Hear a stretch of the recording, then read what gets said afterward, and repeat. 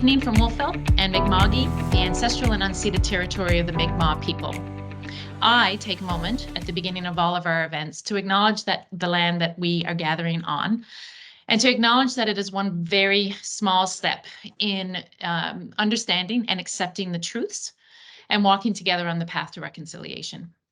Only a few days after March 21st, which the Government of Canada recognizes as the International Day for the Elimination of Racial Discrimination, and while much progress has been made, Indigenous peoples and racialized and religious minority communities in Canada continue to face racism and discrimination every day. I ask each and every one of us to ask ourselves what our individual role is continuing to work toward an institution, a province, a country, and a world that is inclusive to all. My name is Oonagh Proudfoot, and my pronouns are she, her, and I'm the Executive Director of the Alumni Affairs in the Office of Advancement at Acadia. Again, I choose to share my pronouns with all of you as another very small step toward inclusivity in all that we do in and for Acadia University. It's my pleasure to be here with you this evening, along with 3 alumni panelists who will be sharing their stories with you about being in what I would certainly call a non-traditional employment role.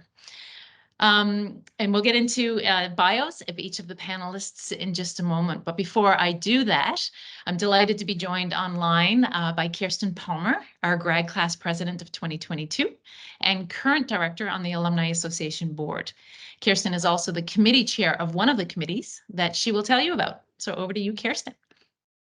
Thanks, Oonagh, and thanks everybody for joining us today. And thank you for all of our panelists too for taking the time to be here. I just wanted to say a few words. Myself, this year, I had the pleasure of being the committee chair for the Young Alumni Committee on the board. So this is one of the ideas we had just to bring current students as well as post-grads just a little bit more ideas of what they could be doing when they don't have a clue of what to do, graduating and crossing the stage. So super happy to be here with Oonagh to help run this. And as well, we have Olivia Shive, Emily Patterson, and Sophia Blanchard, who are also on the committee with me, organizing these types of things, who are with us today. So yeah, just wanted to kind of introduce us and who we are to show you guys that there are people post-grad doing stuff like this. And yeah, you can always reach out if you're interested in doing that with us. So thanks. Over to you, Oonagh. Thanks, Kirsten. And you mentioned Olivia and Emily and Sophia, and I know Olivia for sure is here. I haven't seen Emily or Sophia, but if you are here and you're comfortable turning your camera on for a moment to say hello so we can put a face to names. There's Olivia. And then Sophia and Emily, all of whom are grad class presidents for their individual graduating classes. And you may, for those of you on the line and also the panelists who may not know, but we refer to this as golden careers with the emphasis on the gold part. And that's because we refer to our grads of last decade as our gold alumni. So that's where that word comes from. And that's because we see so much value in the new additions to our alumni family, and we do everything we can to keep you engaged, and this is a great example. So kudos to the Young Alumni Committee on the Alumni Board for saying, yeah, what are we going to do specific for our gold alumni? So again, thank you to the 3 panelists for joining us, and it's my pleasure to take a moment to introduce who is here with us this evening. So first of all, we have Sammy Jean, class of 2021. Sammy is a proud Acadia alum, graduating in 2021 with a Bachelor of Science in Nutrition and Dietetics, while also excelling on the varsity swim team.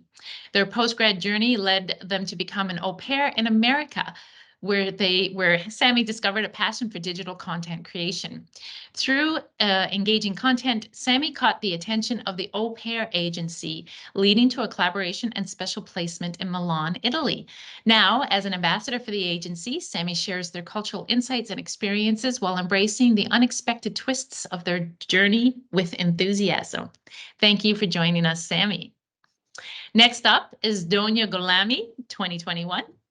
fashion stylist, marketing consultant, and entrepreneur. Donya graduated from Acadia in the VBA program with a major in marketing, with the debut collection of her private label, Donya, set to launch in spring 2024. Donya is currently working in people events and recognition at Aritzia support office in Vancouver, while building her own Canadian fashion business, with hopes to create more opportunity and community in the fashion world in Canada. From working in New York City as a personal assistant, fashion stylist, and business manager, Donya leads with creativity, authenticity, passion, and curiosity. And thank you for joining us, Donya. And last, but certainly not least, Evan Holmes. Evan was born and raised in the Annapolis Valley. He began pursuing his business degree at the University of Ottawa and completed 2 years before returning to Acadia to complete the degree. During his undergrad, Evan played football with both the U Ottawa GGs and the Acadia Axemen. Since the beginning of high school, Evan has had a love for fitness, weight training, good eating, and overall health. In 2020, he began exploring the world of social media content creation and sharing his love, passion, and knowledge of fitness and nutrition through various platforms. Currently, Evan is an online fitness coach offering both individual and group training. Using Instagram and YouTube, among other social media platforms, he creates content offering advice, opinions, reactions, and myth busting by referring to the most recent exercise science data and literature, as well as sharing personal experiences, including successes and failures, and his own mental health journey. Evan is a sponsored athlete for Young LA Gym and Lifestyle Apparel, as well as Gorilla Mind Supplements. He lives in Halifax, Nova Scotia. And thank you, Evan, for joining us. So just to recap, folks, on the line who have joined us, we're going to do some Q&A with the panelists. If you have questions and you are comfortable turning on your video and asking your questions, please do. If you would just want to raise your virtual hand and I can ask you if you're, again, comfortable to ask your own question. If you're more comfortable writing your question in the chat function, I'll keep an eye on the chat function for questions as well. So let's get started. Enough from me. We're going to start by asking each of the panelists, and I'll recommend what order. I'll ask each of you to start with what you would say when someone asks you, what do you do? So we'll start with Donya. That's a good question because I feel like we get asked that a lot, and I'm sure Sammy and Evan can relate. In doing the different types of things that we do, it's hard to answer. And I'm also the type of person where I have always been doing multiple things, so I never really have one answer. But to best answer your question, right now I work at Aritzia support office in people events and recognition. So they give fancy titles to a bunch of things, but what that really means is internal marketing. So my department, and I would say we, but it's just me on both of them, and then I have a director. But what we do is we basically are marketing Aritzia to our people. So we do all project management, consulting, planning, all recognition programs. So like length of service, and Aritzia support office is big. Like there's like over 1,000 employees just in the support office here. So we're also almost like project managers on a need basis for anyone. So if someone wants to throw an event or anything within the departments, they also reach out to us and we help execute. But then we also have our own programs. So basically what I'm doing 9 to 5 is that. And then what I do 5 to 9 is I am starting my own brand. So I am a fashion designer and business manager, founder / everything, because again, it's just me. So I'm starting my own brand. I've been working on that for a year now. It's been a super fun process and learning a lot. And I'm actually new in Aritzia support office. I've been here for 2 months. So what I've been doing up until now is I was in New York working as an assistant to Ruby Lynn. So, and also business manager. So that encapsulated a lot of different things. And then I was also freelance styling there as well. And I started to work with bigger clients. So that was a really amazing opportunity. But knowing that I have the bigger goal of establishing more of a fashion business in Canada because I want to help grow the community here for that and the opportunities. I am currently in Canada doing all of that. So I'm super excited. And again, you guys know everything's always changing fast. So we'll see where that goes, but that's what I'm doing right now. That's fantastic, Donia, and certainly the way that you delivered that and with the smile on your face, clearly you are enjoying it. Yeah. So, Sammy, over to you for the same question, please. What would you do if somebody said, "What do you do?" So similar to what Donia, can you hear me by the way? Okay. Similar to what Donia said at the start, it's very real for me when people ask me, I'm kind of like, it's a little confusing because I have been an au pair for about 2.5 years, but that evolved into being a digital content creator at the same time. So if you were to ask me that right now that I'm back from being in Milan, I would just say I work on social media because right now what I am doing is working on social media on my own social media platforms, in addition to kind of freelance helping other small businesses grow their brands. Different people are having me create TikTok and Instagram content for their businesses.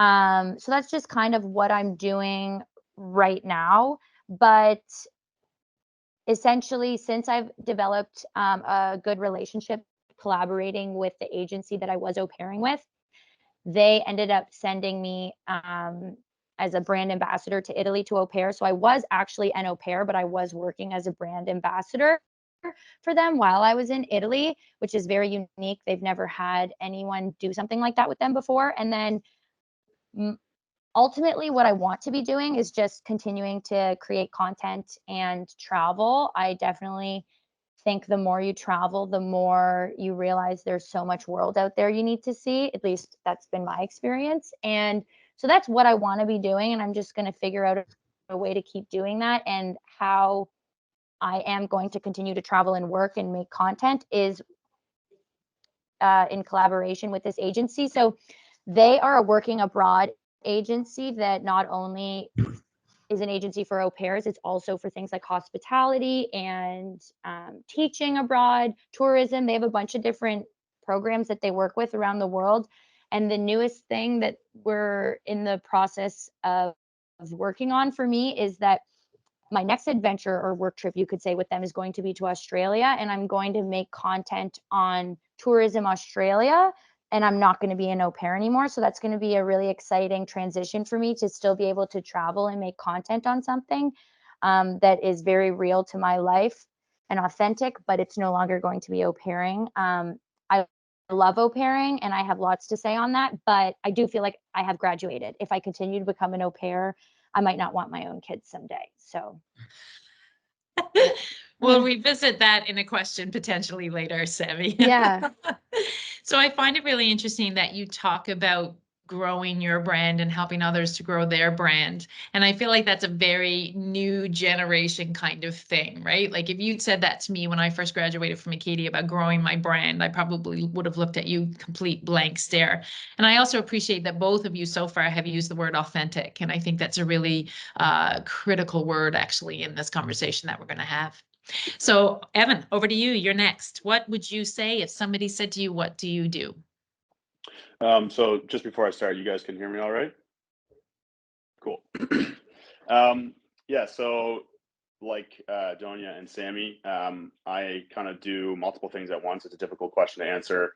So typically what I start with is I say I'm an online fitness coach. And generally what that entails is I work with clients purely online. So it's kind of like you'll have personal trainers who will bring people into a gym and they use the physical space of the gym to take them through a workout. But I don't do that aspect of it. I didn't see it as being as catering as much to kind of what I'm good at and what I'm interested in. And I also didn't see it as being as scalable as what I was looking for. So I do purely online. And basically what that means is writing up training programs and nutrition plans, and just kind of lifestyle protocols that is personalized to individual circumstances. Whether their goals are to look better, feel better, be more physically capable. It generally tends to be all of those things to some degree. So that's what I offer one-to-one personalized coaching, and that would fall under that category. And then I also do group coaching, which is far more scalable but less personalized. And that's for people who want a slightly lower price point, but are still interested in making sure that they are abiding by or running a quality training plan. There's a lot of information out there with respect to fitness, weightlifting, training, all those kinds of things. Excuse me. And so it can be very overwhelming for people who try to manufacture those plans for themselves. And as somebody who spent a lot of time spinning their wheels and not making any progress, I've kind of made it my goal to help people skip that learning curve. So that's the online fitness coaching aspect. But that was actually kind of that came to be as a byproduct of just making content on fitness. I have had a passion for fitness for over a decade now. And I figured a couple of years ago, I just decided kind of this passion has not dwindled. So I think I should probably pursue it and see if I can make a career out of it. I worked enough jobs in my time as a high school and university student that I very much disliked, that I thought it would be worth the risk and effort to try and create something for myself that I actually wanted to do for a career. Because I wanted nothing to do with something that was kind of forced upon me. So yeah, the other kind of avenue, I guess I would say, of things that I do is social media content creation. A lot of people use the term influencer, and I guess that would be the simple way to describe it. I don't really like that term. And I also wouldn't consider myself an influencer per se. One, because I'm very bad at that part of it. I'm not a good influencer. My content is more educational, and I just happen to use social media platforms to push that content and to publish that content. So a lot of people would even just kind of look at me more as like an information resource, and a training encyclopedia of sorts, just somebody who shares their knowledge, and just to kind of help people, like I said before, skip the learning curve and that kind of thing. So I want to jump in here, if Evan, and I'm really curious. Have you ever thought about creating a podcast instead of doing YouTube and Instagram as your major platforms?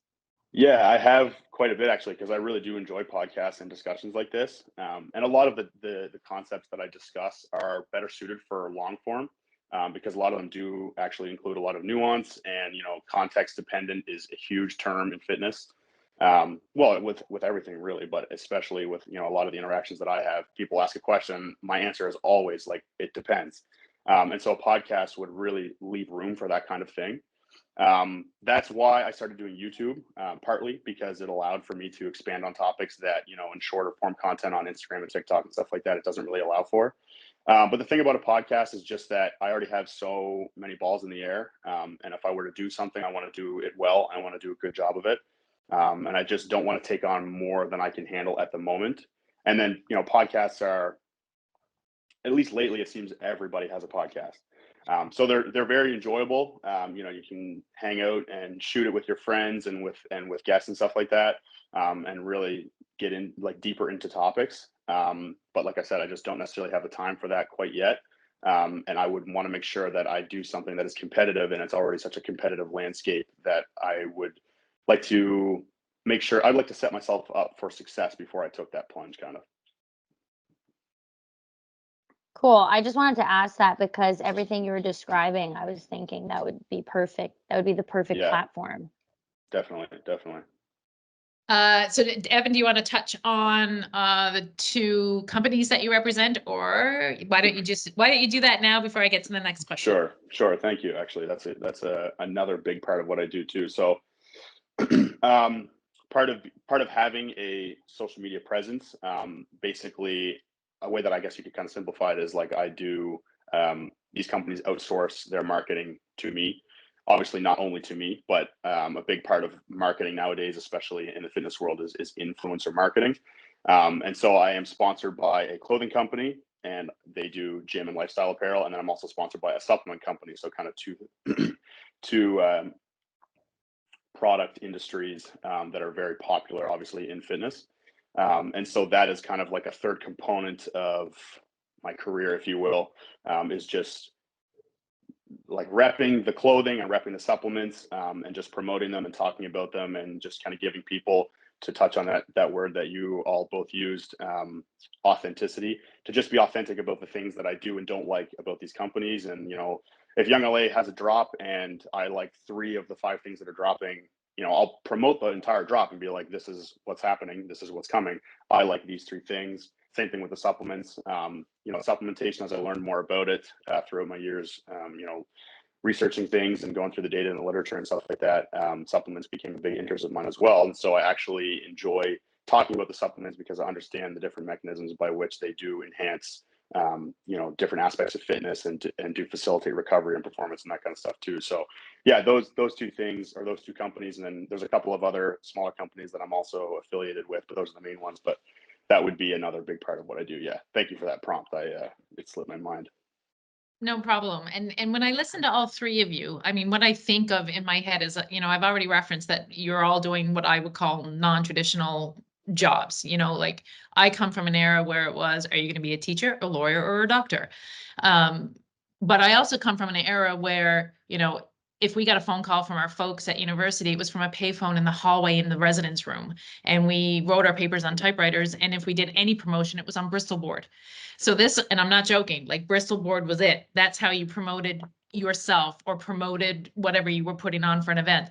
So a lot of what you're all talking about is still, evolving for sure. And for some of us, difficult to grasp how far reaching it can be, right? So lots of content there, and I'm sure questions coming from folks online. This one is just going to be a quick show of hands. So Sammy and Donya and Evan, when you were 18, would you ever have pictured you sitting here at, we'll guess, around 25 doing what you're doing? If the answer is yes, raise your hand. Okay, neat. Honestly, Donya, I did not expect to see that, but that's awesome that you Not said exactly that. like this, and maybe not right now, but I've always, like, I started with Aritzia when I was 16, and they showed me the industry. And I remember when I was 16, I was like, I'm gonna be in the head office, and now I am. So. Okay, that's incredible. That's awe-inspiring. Hopefully for any students who are on the line and for young alumni who are still sitting there kind of going, I still don't know what I want to do. I'm at my age and I sometimes go, I'm not sure what I want to do. There's lots left, but just hold on Can to I it. add to Yeah. that? Sorry. Well, because my I think the question. main. Oh, sorry. Sorry, my question is, and we can go to you first, Donya, because you've already started it. The question is, how did you get to where you are? So kind of wrap that into what you've already told us and what you want to tell us. Well, that's what I was actually about to kind of talk about. I feel like the main thing, and I know Sammy and I know Evan, and I know we were all kind of always into these things before they actually became like an established career for ourselves. Like Evan's always been into fitness, Sammy's always been into traveling and like content creation. And I feel like we always have, how do I explain it? Okay, you always have a image in your head, and maybe you don't, but that's the goal, is to have this image in your head. And the main thing is you're never going to know how to get there, but you have to keep picturing it and then figuring out little steps one by one to get there, because it's not like one big step and then you get this big reward. Not that there's a big reward right now, but I just mean it's accumulation of a bunch of small steps, and you just have to have this big picture in mind and then make every small decision in the best of your ability towards that. So you can never know how, because it's going to be different for everyone and the world's always changing, but you just have to try to make every small choice and move the needle every single day towards that big end goal. And the biggest thing is to always have the right why. Like Evan mentioned, he was just passionate about it and wanted to do it because he loves it and he didn't want to do something he didn't love. If you have that why and you're willing to risk whatever it is and do whatever it is to receive or live or work the way you want, then if you have the right why, you'll figure out the how. Nice, nicely said. Thank you. Sammy, what about you? That's deep. Yes, that was deep. So how I got to where I am now, I'm just going to rewind a little bit and really quickly share that when I was at Acadia and I got a Bachelor of Science in Nutrition and Dietetics, I was doing the full nutrition route. Like I had applied to do my dietetic practicum like everyone does after they graduate in our field. And I specifically only applied to one practicum and I didn't get it because I was like, if I don't get this one, if it's not this, I know what it's going to be. And I honestly feel like I put out the vibes in the universe that like this wasn't exactly what I wanted to do. So I applied didn't get the position, and I was en route to follow all my friends back to Halifax, because I feel like that's what a ton of people do when they graduate Acadia, is they immigrate to Halifax. And I was en route to do that. And then I had a moment when I didn't get the practicum. I was like, am I just gonna like live and work in Halifax? Like, am I gonna feel fulfilled that way? I don't think so. And so that's when I signed up to become an au pair. It was just kind of a little pivot for me. It was during COVID, and I was like, I haven't seen enough of the world. Whatever, I'm going to sign up. So I signed up, was going to go to Australia. And because there was such intense COVID regulations going on, the agency that I was working with, Scotia Personnel, told me that America had a really awesome promotion going on right now where they were paying you a little bit more and the families would fly you there. You just kind of show up without spending a dime and start living rent free in the States. And I was like, okay, sign me up. I'll do it. It's close to home. It's probably going to feel a little bit safer during COVID. And I ended up matching with a family I loved in New York. And why I ended up matching with that family, even though I was chatting with different families from Florida, California, different places, is I chose this family because it was a single mom with two older teenage girls. It felt really right for me. And in addition to that, because the mom was divorced, the girls were at their dad's half the time, and I was getting paid that half the time when it was just free time. So I was like, this is the job for me. I'll have so much free time. I'm just going to bump around New York. And so that's what I ended up doing. And because I had so much free time, I started dabbling with different hobbies and interests I have, which include making content on social media. And then throughout my time, I kind of just kept making content, and it grabbed a little bit of an audience. It was mainly like what my day in my life as an au pair in New York or wherever I was at the time, because I ended up au pairing in New York, the Hamptons, and Miami throughout my 2 years au pairing in America. And mind you, I will disclose that I definitely lucked out with the families I worked for. They were a little bit of an anomaly, and it was kind of showcasey to be like, hey, like this is my life. But why I initially started making content was, one, I just love creating content. It's a very creative outlet. So that's part of the reason. But another part of the reason is I know that there's so many people that feel lost and unhappy with what they're doing. And there's so much negativity in the world that I was just trying to be like a little ray of sunshine, being like, I'm nobody from Prince Edward Island, Canada. And this is the life I'm living right now. It's very attainable. It's something like anyone can do. I just signed up, and this is how I ended up here. And so that was kind of my goal, was sharing the whole au pairing aspect of things, was just being like you can do this too, kind of thing. And so that's how I got started. But then when I still have a small audience, I wouldn't say I'm an influencer by any means. But now that I've got to where I am and I have a small audience, brands have obviously started reaching out. And similar to Evan, I've been in a lot of paid partnerships with different brands, whether it's fashion, or because I was creating some content on running, I had a specific partnership with um I don't know what to call Celsius, like a pre-workout brand, or like Energy drink, yeah. an energy drink. Like I've had little partnerships like that along the way. And basically where I am now is kind of like, I want to transition the whole content from au pairing to more so lifestyle and just kind of what I'm doing, and try to add some sort of value to people's lives in any way I can, and try to see the full potential of what I could do with my platform, since I have made it further than just like an average. I don't even know how to word what I'm saying. You're doing a great job.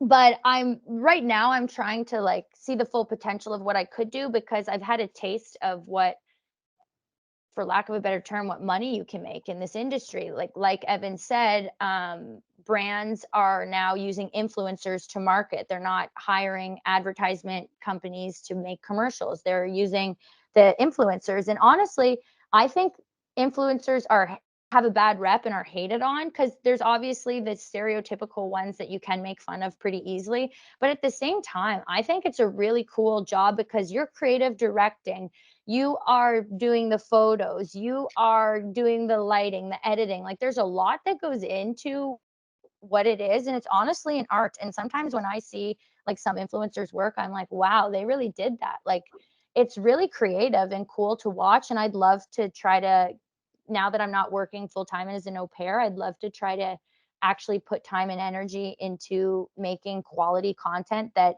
brands could look at it and be like, oh, I want to work with her. But because I have been working full time while doing digital content as a side hustle, I've never had the ability to actually put the time and effort into it that it needs.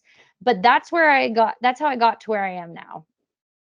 Absolutely. And I feel, Sammy, that you've probably got several people on the line checking out applications for au pairing as we speak. So that opportunity to travel and some of those extra bonuses that you referred sounds amazing. Also, Yeah, what they you should touched sign up through my link. I have an affiliate link if you want to au pair in America. Shameless Shameless plug. I also see, I Shameless see plug. Evan repping the sweater too. Oh yeah. So I feel like what you touched on as well, Sammy, is a segue into having Evan answer that same question, how you ended up where you are, and sort of understanding how that influencing starts when you have followers. And I guess, Evan, to answer the question, how you ended up where you are, but to sort of maybe build a little bit more context around that. When did you know that you kind of were getting to that point where you had enough of a following that you could start to use it for your benefit? Like, potentially, did you have a mother who was kind of like, I don't know what he's doing and I don't know how he's doing it and I don't know how that's going to be a career kind of thing? Yeah. So I definitely did not see myself when I was 18 being in the position that I'm in now. I'm very blessed and grateful to be in the position that I'm in now. But when I first started university, I did not have a plan at all. And I do want to make a point of reassuring anybody who's watching this as a student or somebody who's a new alumni or even not, and they don't know what they want to do. Like, I don't think that it's productive to stress about it, and I don't think that it's even something that you should stress about. You should certainly, prioritize doing something about it. But I know so many people, in different stages of life who are unsure of where they want to go or what they want to do. I think it's just a matter of, and this is to tie this back into answering the question, just kind of do something for sure, because if nothing else, it's trial and error. And just try to do something, spend time doing something you already have, an inclination for, an interest in.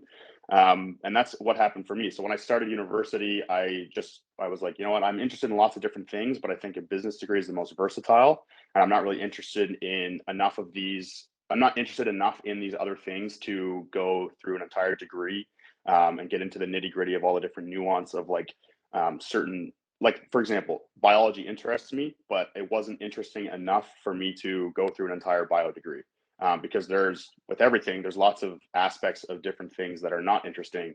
So there's certain parts of biology I thought was interesting and then certain parts that weren't, right? So I just decided business is going to be the most versatile degree. I knew I wanted to go to university. I knew I wanted to get a degree to have that kind of reassurance. I knew I wanted to play football. So I just was kind of thinking about a year or two ahead at the absolute most. And then, I finished my degree and I still had no idea what I wanted to do. But I was lucky in the sense that was when COVID had happened. And we were kind of all locked down and shut away to our own devices. And that was when I was like, well, I have all this free time. I'm just going to spend it doing the thing that I love to do, which was fitness and researching and getting better at it, for lack of a better term. And then I was like, you know what, I enjoy talking about it, and I enjoy talking about it with my friends and updating my friends on how I'm doing and the different things that I'm currently doing to bring me closer to my goals. Because obviously I had lots of friends who were also interested in fitness, and I just was kind of decided it's worth it to just, what the hell, I'll just post some content. I'll just make my account public and just see what happens. Worst case scenario, I just enjoy the activity of making content and the stuff that I'm making content about. And so worst case scenario, I just enjoy that aspect and I'm no further behind. I just, have some experience doing that and I'm sharing my interest with other people. And that's kind of how that happened. It wasn't a plan. I kind of had realized I'm not super interested in taking the corporate route, which a lot of my fellow business grads had taken, and that's totally fine. I knew just through university and through working other jobs and stuff like that, I mentioned earlier, that I don't love dealing with authority, like being told what to do and stuff like that. I'm very, very logical and systematic in my own thought process. So if somebody's telling me to do something and it doesn't make sense to me, it's very difficult for me to buy into that. And so I just kind of decided that this content creation thing, this doubling down on my love and passion for fitness was kind of killing two birds with one stone. And I was lucky enough that because the world had basically stopped, I was lucky enough that I kind of had the opportunity to do that because I couldn't really have been doing anything else. So certainly grateful and willing to acknowledge that I was lucky in the timing there. But yeah, it was definitely not something that I had, for a long time anyway, been planning to do. And to speak on kind of what Donia mentioned about having that why, in my opinion, and from the discussions I've had with friends who are in positions where they're not really sure where they want to go or what they want to do, the why is almost the hardest part. Like putting the work in to get to where you want to go is the easy part, because at least it's conceptually very simple. You know what I mean? There's lots of different ways to do it, but it's putting one foot in front of the other in any of the 10 different directions that make sense to kind of bring you closer toward that goal. But I think a lot of people struggle with the why, like finding what do I love, what do I want to do, what is my ideal career kind of thing. And that's just because it's overwhelming, the different possibilities. At least from my experience, I remember thinking like, well, what do I want to do with my degree? What do I want to do for a career? There's so many opportunities. Still, I knew there were opportunities, I just didn't know what they were. I was still limited to like teacher, doctor, lawyer, corporate job, accountant, financial analyst, like the 20 or 30 like very standard career paths. And there's just so many more out there, but it's very difficult to kind of know what those are until you are a graduate and you have friends doing different things. You're like, oh, I didn't even know that was a career kind of thing. So yeah, I just wanted to kind of put my 2 cents in there. But then as far as to answer the second part of your question there, I didn't know that it was going to be a viable avenue for me until I think it was late summer 2020. My younger brother actually told me, man, if you're going to post content, you got to post it on TikTok. And I was like, TikTok's dumb. I'm not posting content on TikTok. I'm not a 14-year-old kid. And then he's like, man, if you really want to do it and you're serious about this, you can't, you're not actually serious about it if you're not willing to do that. And I was like, that's a fair point. I'll put my money where my mouth is. And I just started posting on TikTok, and I was lucky enough that I had a video kind of go viral. And I don't know how many views it got in the first day, maybe 100,000 or something like that. And then I had a couple thousand followers that kind of accumulated over the next 24, 48 hours. And then they kind of carried over to my Instagram. And I was like, man, I got a little taste of it. And I was like, this is really possible. Like I always believed that it could be possible, but it's kind of just like I'll try it because I know it's technically possible, but I didn't have any timeline or whatever. But at that point I realized like it is very possible. It's very real. And so I doubled and tripled down on that. And, I'll say again, I was lucky enough that I was able to do that because the rest of the world was still, doing nothing really. And we were all still locked down and stuff like that. So I was able to put the time into it. And then over the next month or so, it just continued to build on itself before it kind of plateaued. But at that point I had built enough traction that I realized like I do have leverage now. And if I continue at this, the only way for me to stop for making progress and increasing my following and increasing my leverage is if I give up. So I just decided, okay, well then that's very standard. This is something that I had the why, you know what I mean, at that point, which was, like I said, that's the hard part. So once I had the why, it was just a matter of executing and putting the work in.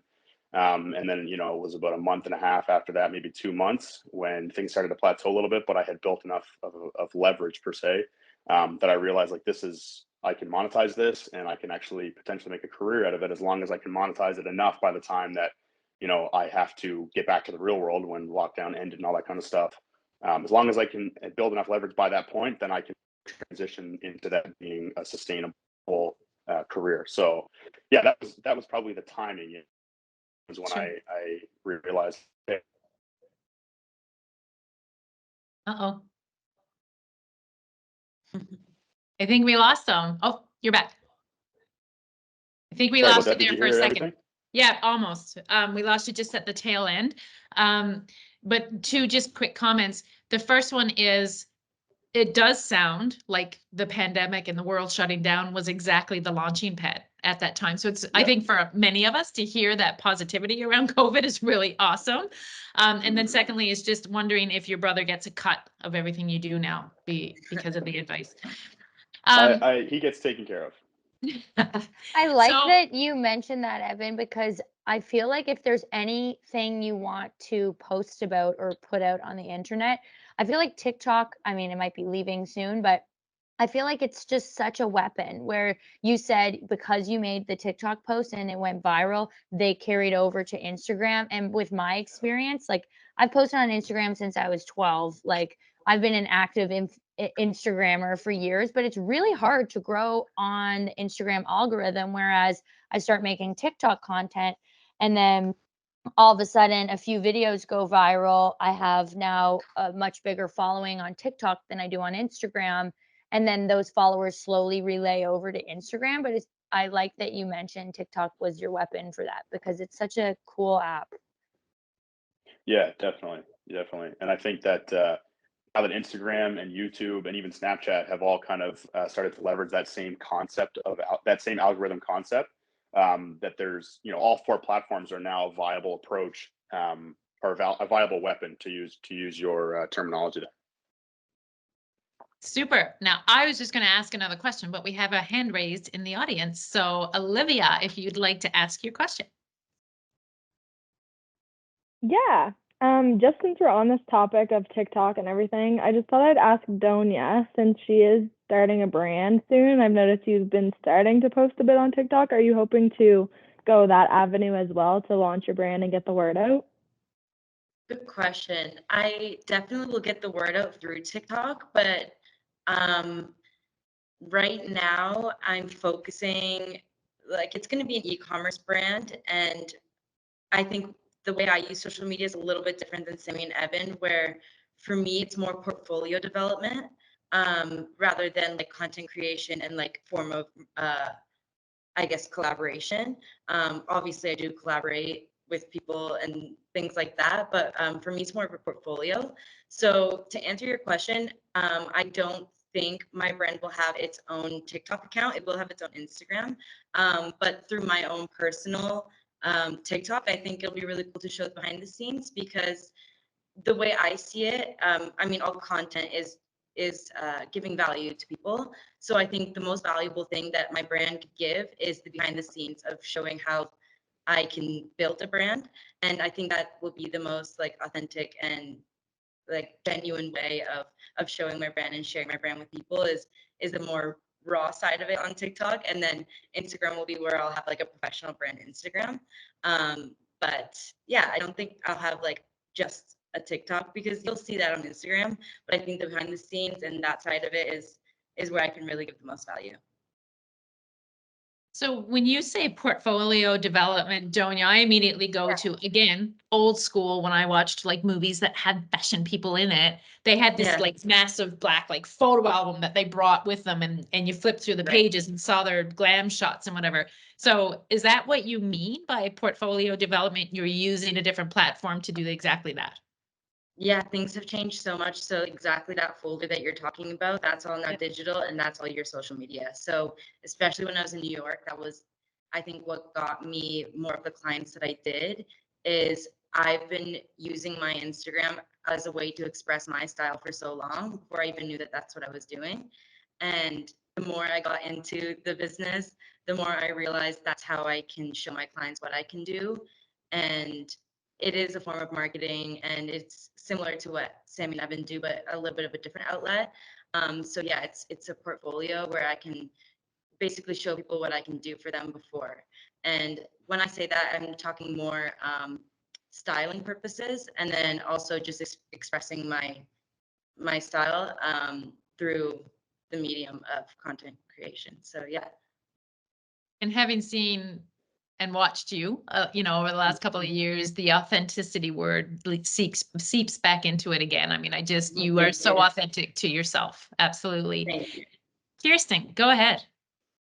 I just find that so interesting that you mentioned that, because I've seen your social media like when I was in undergrad and you were in undergrad too, and I thought it was so cool, but I had no idea that they could be used for that.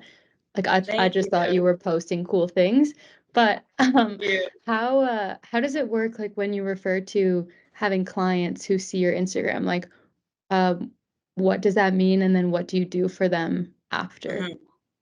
So freelancing has grown a lot, and especially in fashion, what that looks like is, I mean, there's so many different avenues of it, but specifically in my experience, a lot of the work I do is styling.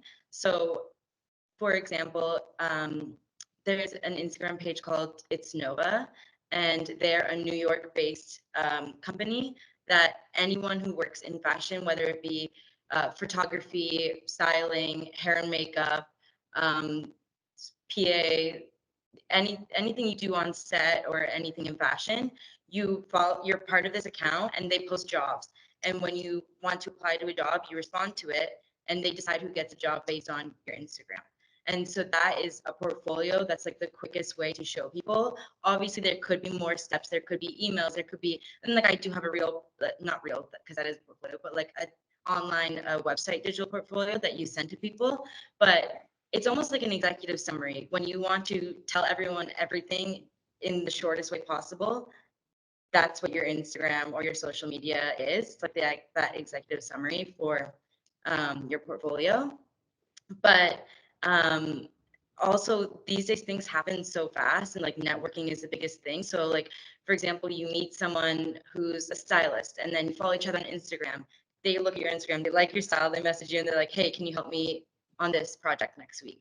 So it's just, things have changed so much, and social media has grown so much that yeah, Instagram is like almost the fastest way to get jobs and things like that, especially in the freelancing world. Appreciate thanks. again using language that I understand. So when you said executive summary, that's your Instagram. I'm like, okay, now I'm caught You up. got I'm it. caught up. Olivia, I see your hand up again, but I do want to draw attention to the question that you wrote in the chat function that I apologize I missed. And it's to you, Sammy, asking, are you wanting to incorporate your nutrition degree at all into your content? Totally. Like at this point, my content, you can hear me, right? Mhm. Like I kind of mentioned before, it was just like a silly little thing I was doing and like just seeing if an audience would come. And now I do have a bit of a base audience that I think I really could expand on if I decided to take it seriously. And with that, I do think incorporating my nutrition degree into my content would be super beneficial. I definitely have a lot of nutrition knowledge stored up here that I share with people in my everyday life, but not necessarily on the internet. I've dabbled with it here and there where I've posted like 2 or 3 random cooking videos that all did perform very well. So I feel like it is something that I should hone in on because it is something, an area of interest and something I studied. And it is kind of at the end of the day, what I see myself doing with my degree would be making content on not necessarily nutrition advice, but more so just cooking. And with my nutrition, like knowledge that I have, I find I do typically cook in a very less processed, healthy way. And I would try to share those ingredients online and see if there was an audience for that. Totally. Was that your question, Olivia, or do you have another? No, I did have another, but if you want to stay on schedule, I'm happy to do that or whatever you want to do. No, you go right ahead. We love it when we get questions from others other than me. Go ahead. Okay, beautiful. So yeah, I'm just curious because when I first came out into the world out of university, I really thought to myself, am I actually going to use anything that I've learned in university in my career? So I'm just curious if you can think of one thing that you've learned at Acadia that has helped you in your current role or career. Olivia, you're vying for my job. That was exactly my next question. Beautiful. So I'll ask each panelist to think about an answer to that. Anything during your time at Acadia or in your undergrad experience that has helped you or guided you along the way? Evan, how about you? Yeah, I can go first here. Yeah, so for me, I mean, it's ironic. You'd think being a business owner and, leveraging things like marketing and, making like budgeting, like all aspects of business. You would think that having a business degree that I would be directly applying a lot of those concepts, but I am I'm big on delegation. You know what I mean? I know what I'm good at and what I enjoy doing. And then anything that I can afford, whether, financially or in any other context to let somebody else do or get somebody else who's better at that to do it. I'm going to do that. I'm going to take that route because I would rather spend my time on the thing that I'm better at and that I enjoy doing. So I don't necessarily apply so much of the explicit concepts that I learned in my degree to my business as much as, to me, university just taught me to be independent and learn on the fly. And it sounds very cliche, but university taught me how to learn. You know what I mean? Because you get through high school, at least I did, with, just making ends meet. Assignments are handed in last minute and all that kind of stuff. But then university, it's the rubber hits the road, and you have to be a little bit more organized and stuff like that. And you have to kind of develop frameworks, for lack of a better term, to this is how I study, and this is when I have an assignment due, this is the process that I go through, and that kind of thing. And that kind of independence and not ingenuity, but that ability to kind of simplify things and then develop a list of priorities and then proceed accordingly. University taught me how to do that. And I think that skill set is very versatile. And I think that's kind of, to me, and my experience, that's more of the value of my degree, is rather than the explicit concepts that I was learning. It was more so just, trial by fire and learn how to adapt and overcome. And then, obviously that's an extremely versatile skill, for lack of a better term, that anybody can apply in any context after the fact. Thank you, Evan. Yeah, go ahead. Sorry. Similar to Evan, I have a business degree, so obviously that's applicable to pretty much everything. So I would say the main things that university taught me outside of like the day-to-day is how to manage my time. And it's much more self-led than like high school, for example. So also figuring out what you have to do and how to do it. Because most of the time, the professors are busy, you just have to figure out yourself. And also public speaking and presentations, I would say, is a big skill, especially in the business program. For me, nothing I necessarily learned, I feel like I'm using in what I'm using right now. I will say I got a job in my 4th year as the Blue Lobster vodka soda student rep, and a lot of what I learned in that role is applicable to what I'm doing right now. But I will say at Acadia, the skills and experiences you learn just from being independent, time management wise, especially as a student athlete, I found it really gave me strong time management skills. But all those little life skills I feel like are invaluable that you learn while you're away at school.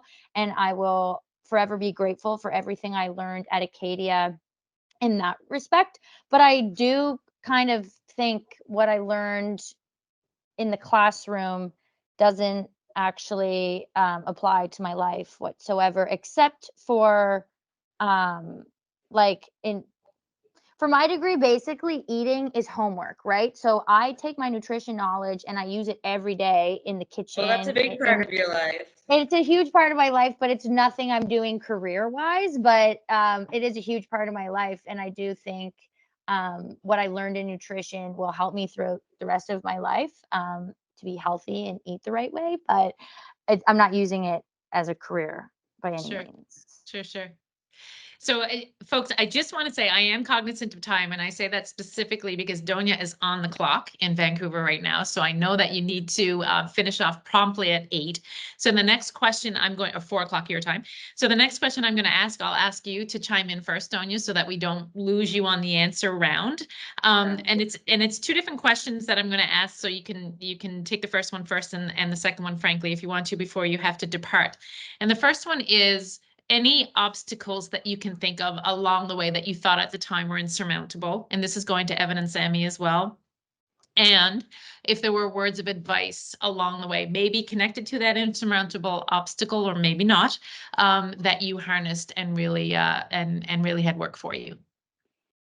There's 2 things that come to mind when I first think of obstacles. The first one, because I feel like I encountered it first, was networks. When growing up in Nova Scotia, I knew absolutely no one and nothing about the fashion industry, except for the fact that I liked clothes. And I feel like I just always expressed myself through it, but I knew nothing about it. I personally thought that, that's a cool industry, but I didn't grow up in New York. I don't know anyone. My parents immigrated here. They don't know anyone. So too late, whatever.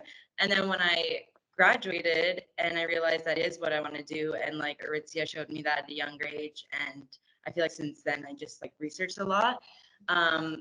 The greatest obstacle was, okay, how do I build these networks? So, and this kind of goes back to like the how that we were talking about before, but there's never going to be a right time. No one's going to invite you to the companies or the cities that you need to be in to do these things. So I think the hardest thing was to just put myself in those positions and prove my place there. So that applies to me moving to Vancouver and then to New York and then back to Vancouver. But the first obstacle was knowing the right people, and you just have to put yourself in the positions to make those connections and build them and use them to your advantage. But also give value to people, and like really it's all about who you, it's not all about who you know, but it is a big part of it. So build connections. And then kind of a segue into that, the second biggest obstacle, of course this is relevant to basically everyone, is financial as well. Like I worked 3 jobs, I feel like, since I was like 15 at a time.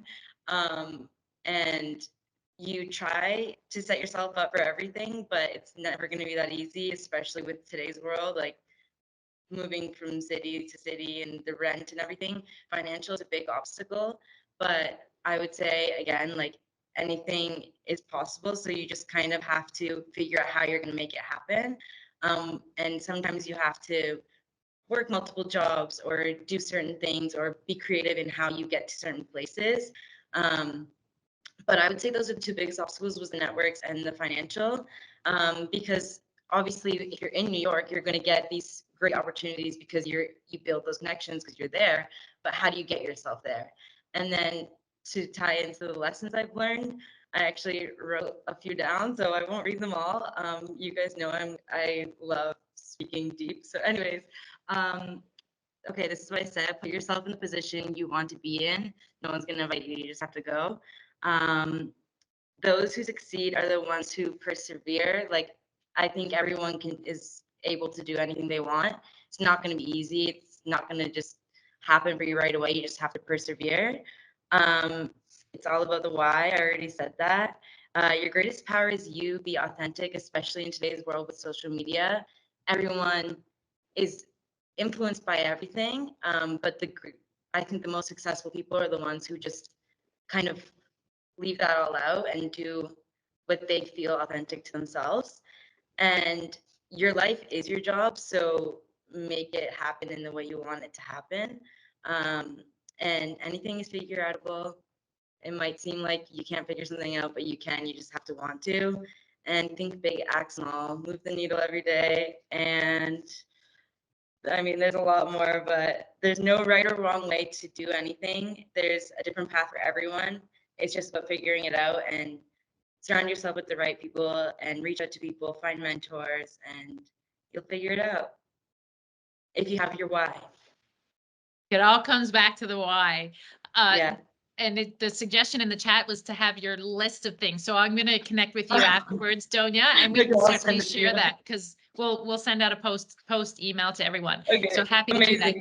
Great And suggestion, sorry, to Olivia. clarify, by why I mean your purpose. So, and that could be big, that could be small, that could be for Evan, doesn't like authority. That's his why. He's going to make it happen because of that. Not saying that that's your why, Evan, but that's an example. It doesn't have to be like a huge life purpose, or, you know, you just have to have something that's driving you and make your decisions based off your reasons and your purpose.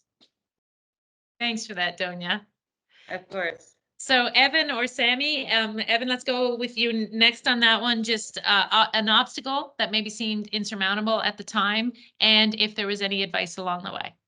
Sorry, before I sign off, I just feel mean not saying bye, but I do have to run. Thank you guys so much for having me, and you guys can message me on Instagram or email me if anyone has any further questions. And it was so good catching up with all of you. Thank Good you, to see you Donia. again, Thanks Donia. very much. Bye.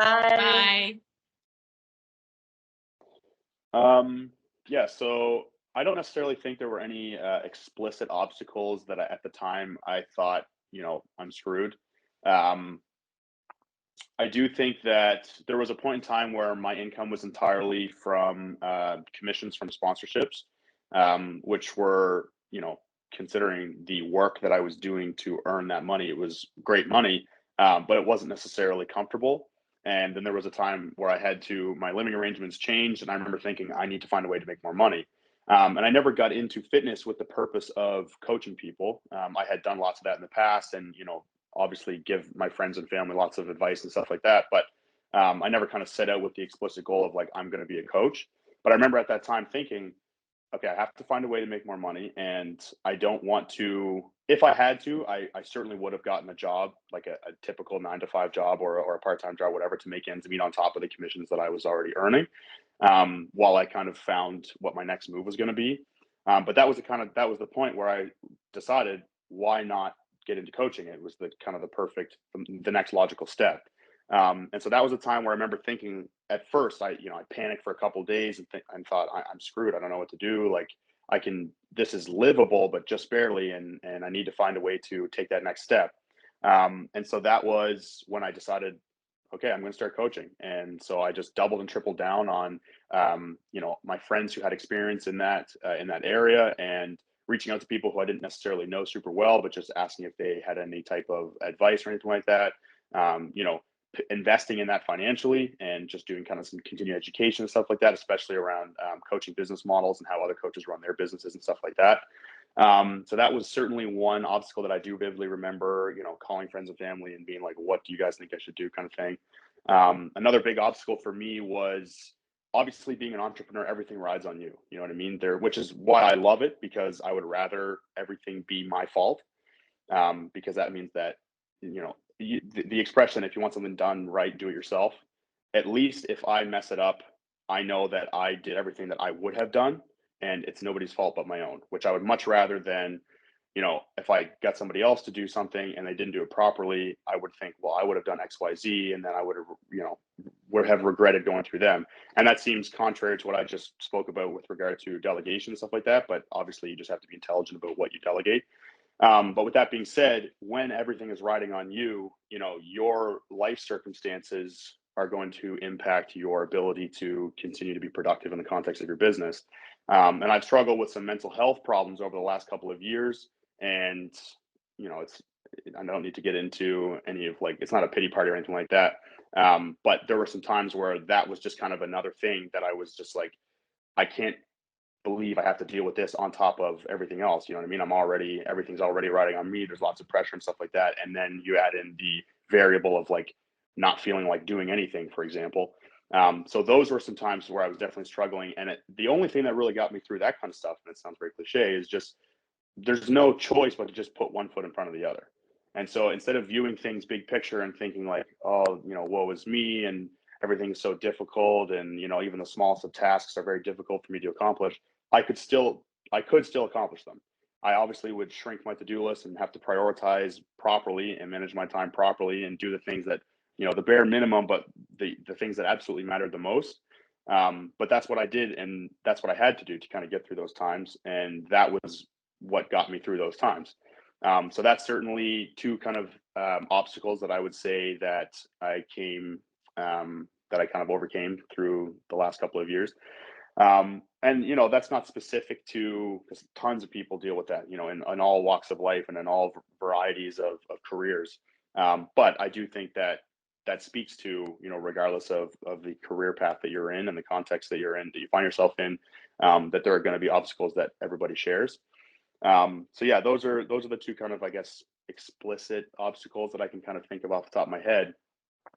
Because, a lot of obstacles are just day-to-day stuff, like everything that people deal with all the time, being tired, but having to get XYZ done and things like that. And that's just kind of a daily thing. So those aren't necessarily things that are, that stick out. But then as far as advice, I would just say, when I don't necessarily remember anybody specifically giving me any advice that I was like, wow, that's groundbreaking. But a piece of advice that I have kind of lived according to, especially given the fact that, like I said, everything is riding on me being an entrepreneur or whatever you want to call it, business owner. You can only fail if you give up. And so if I'm not quite where I want to be yet, or it doesn't seem like I'm attaining the things that I want to attain in the time frame that I had in mind or that I hoped for, they can still be attained. And so the only way you can really fail is if you stop trying, because if you never stop trying, then it could just be, tomorrow it'll happen. But it'll never happen tomorrow if you stop. And so that's kind of the piece of advice that I have certainly lived by, because I'm still not even close to where I want to be. There's still, days where things are very discouraging. I'll post a piece of content, it does abysmally.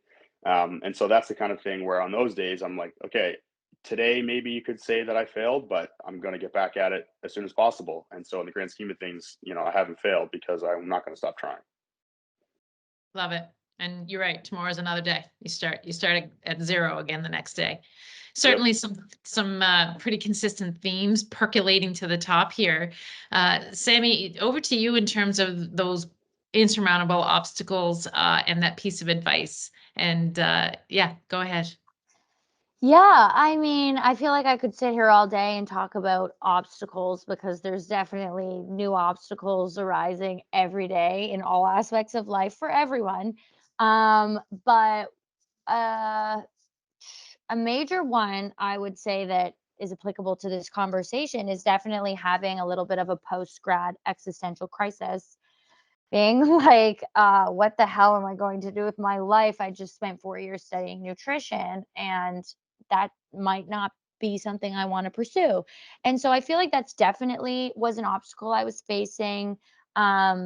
Not necessarily right after I graduated, because I did, like I said, sign up to become an au pair. But I will say when my first year of au pairing in America was coming to an end, and it was kind of like time to be like, okay, Sammy, are you doing masters? Are you doing this? Like, I should be applying for things now if that's what I want to do next year.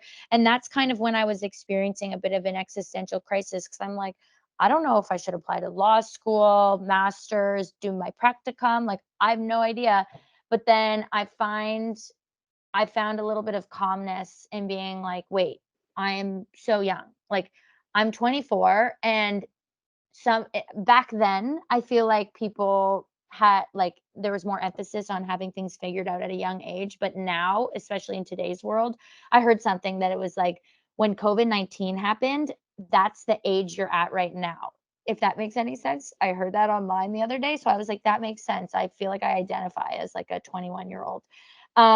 Because I just really think you're so young and you don't need to have it figured out. And that's like a major thing I've learned, especially because a lot of the friends that I have from Acadia that thought they were going to do ABC were pursuing a career, they ended up kind of hating their life. And then when they were hating their life and I was just over here au pairing, I was like, okay, wait, if I'm happy doing what I'm doing now and I feel like I'm learning and I'm exploring new cities and having a good time, like, why do I need to finish that in 1 year when it could be 2 years if I wanted to be, or 3? Like, everyone's path is different and there's no right path. There's just your path. And I feel like that's something that's been an obstacle for me, but also been really cool to kind of be on this untraditional path and really sit back and reflect and be like, I really like what I've been doing, even though it's been very unpredictable. I'm happy and I like the unpredictability. So there's definitely been obstacles like that throughout the journey. And as well, jumping on what Donya and Evan said about like finances, there was a point where I was living my best life in New York City and I started running low on money and I was like, oh God, what am I going to do? But that's kind of when I started taking social media more seriously, and when brands were reaching out to do these collaborations, rather than just like taking the free stuff and running with it. I was like, okay, let's make some quality content surrounding whatever these brands are sending me, or at least try to. And then maybe more will come in and they'll pay me more, kind of thing. So yeah, and if I want to leave it on something inspirational, my favorite quote is that the only difference between an extraordinary life and an ordinary one is the extraordinary pleasures you find in ordinary things. That's like my favorite quote ever. And I feel like I really take that into my personal life, especially in terms of like just lifestyle content creation. You might be on a drive and see a pretty sunset. You might just drive by it, but like, you also could take a really beautiful video of it too and share it online. And it's just like little pleasures in life that you find and share. People often can connect to like more simple things than something really extraordinary. What a great comment to end on, Sammy, and that as long as there's no right path, just your path. And I know that we have students and young alumni alike on the line who just need that affirmation that it's going to be okay, and that you just take it one step at a time. And that's what I'm hearing from each of the panelists, Sammy, Evan, and Donya. You know, knowing your why and figuring that piece out, you know, employing your passion. You all spoke about authenticity and being your true self, which is incredible advice. You know, I wish that I had heard that from a panel like you 30 years ago, and taking it one step at a time. Taking that just one bit at a time and trying not to be overwhelmed by the everything. You know, just one breath at a time is all we can do, right?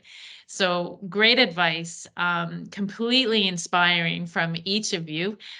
What you're doing now. You're also early in your careers, and I did that because who knows what it'll look like, and who cares if you define it as a career or not. But being true to yourself and being your own best brand ambassador is also what I'm hearing. So thank you to the three of you. Thank you to the folks in the chat and Olivia and Kirsten for posing some questions as well. I want to share with you that we do have a draw winner. We put everyone's name in a hat, you know, not a literal hat, because we don't do that like that anymore either. And we have a winner, and that is Eve Columbine. I'm not sure of your last name, Eve. I apologize. But we have selected you as our winner this evening. So we'll send you out some Acadia swag. And certainly we'll be connecting with each of our panelists, Sammy, Donya, and Evan, with a thank you as well. So folks, just to tell you also that coming up on our next virtual event is in April, which is Autism Awareness Month. And we have a rather accomplished research and writer who works in the field of disabilities speaking to us about autism. So I know many of you will chime in for that, or tune in for that rather, and look forward to it. So thank you everyone again. I did take us over time when I made the promise at the very beginning not to, but the content of what you've shared with us is certainly incredibly valuable, and I know folks will take it away with them. So cheers to you all. Thank you.